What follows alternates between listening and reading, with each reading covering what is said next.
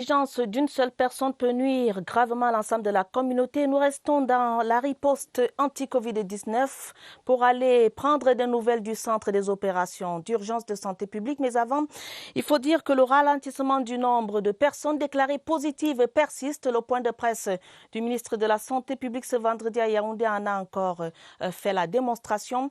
Allons prendre d'autres chiffres donc au centre des urgences de santé publique avec Évariste Yenga. Évariste, bonsoir. Que doit-on retenir ce soir? Vous êtes certainement en compagnie de votre invité. Vous avez l'antenne.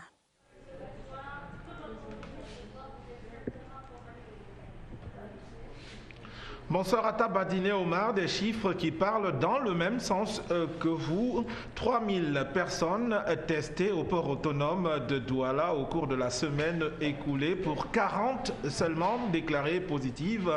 Un peu plus de 20 000 testés à l'extrême nord pour seulement 2 cas positifs. Voilà des chiffres qui vous indiquent à suffisance et à grand renfort des déclarations du ministre de la Santé publique que les cas positifs sont toujours en situation de ralentissement. Et à cette période de dépistage massif, il y a, à côté de ces chiffres, il y a les cas douteux. On en parle ce soir pour en avoir une idée claire. L'expertise convoquée est celle du docteur Tanyou Kam Goupo Polala. Il est virologue du Centre Pasteur de Yaoundé.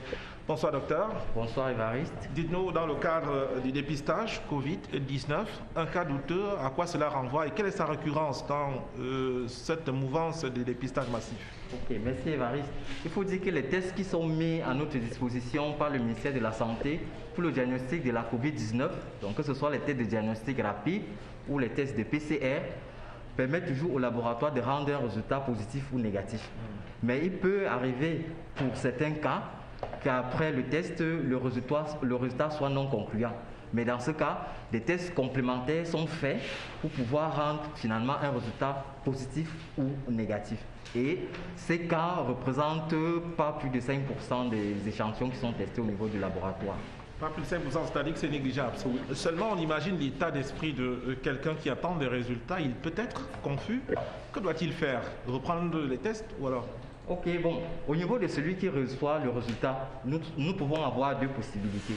Par exemple, un individu qui est dit asymptomatique, c'est-à-dire qu'il ne présente aucun symptôme, mais pour lequel le laboratoire lui rend un résultat positif.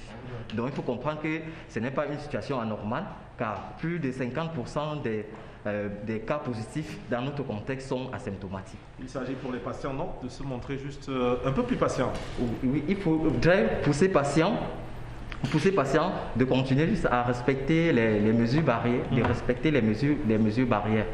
Donc, et vous pouvez avoir maintenant d'autres cas, un patient qui est symptomatique, mais dont le laboratoire lui rend un résultat négatif.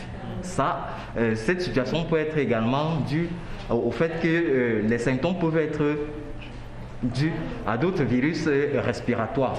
Donc pour ces patients, ils devraient juste contacter le 1510 ou se rapprocher des postes fixes de prélèvement si les symptômes persistent.